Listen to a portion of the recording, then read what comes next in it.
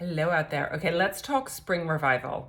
I'm inspired because I'm on holiday in the States and it's spring break time, so it just makes sense. Most of us are emerging from the cold, from the winter, and moving into spring. And I think it's good to think about how you want to enter spring. So I've got some tips for you that will help you move towards spring in a much more light and free way. So let's first, the first thing that is important to do is reflect. Don't just rush into this next step and not consider where you've come from.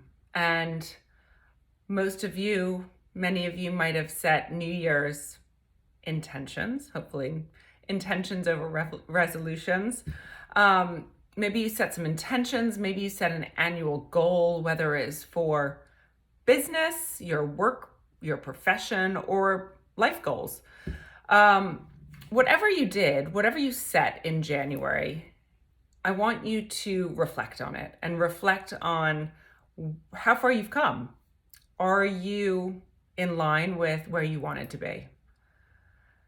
And once you've reflected on that, I want you to celebrate whatever steps you've made, whether you got to exactly where you wanted to be at this point in time, or if you just made a tiny bit of headway, but it wasn't necessarily as far as you went. You did something. You got some bit of the way.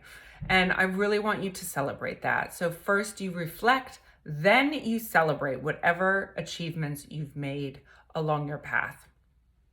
And then let's just clean some things up. So many of you might have heard that phrase, tidy space is a tidy mind. So I want you to think about cleaning out a physical space. And maybe that's, I don't know, if you're thinking about work, maybe it's your desk. Maybe you need to, just take a revamp of your whole desk space so that it is super tidy as you move into spring. Or maybe it's the desktop of your computer. Or if this is for something more personal, maybe you want to clean out your wardrobe. Maybe you want to clean out that room in your house that is just a mess, or even just a drawer, like that kitchen drawer. So tidy some physical space, because we know once we tidy a physical space, it helps to tidy the mind. So the next thing I want you to focus on is your mind and giving yourself a little bit of time to just be still. Now, this might be part of your goals for the year, creating a meditation practice. But aside from that, I really want you to allocate a bit of time before you move into this next quarter, before you move into spring, before you set any sort of goals for the next 90 days, think about, in that stillness, what it is that you want to move towards and what you need to do in order to move towards that bigger goal. And then once you've given yourself that time and giving yourself that mental space, then you can set the 90-day goals. So 90-day objectives. Let's call them rocks, because I've just read the book Traction, which is part of the Entrepreneurial Operating System.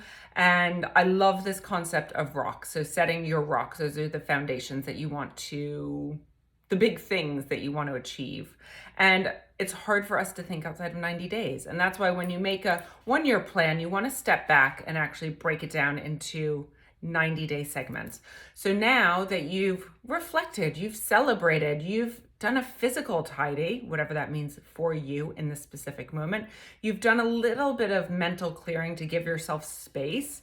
Now you can set your rocks for the next 90 days and set 3 of them, 3 rocks that are going to move you towards that bigger intention, that bigger goal that you have for this year.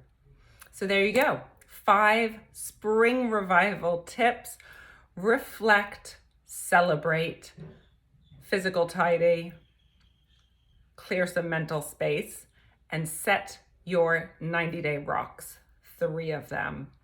Okay, let me know if this was helpful, and share your rocks. Share your rocks. Let us know and how we can support you. Until next time, be here and be well.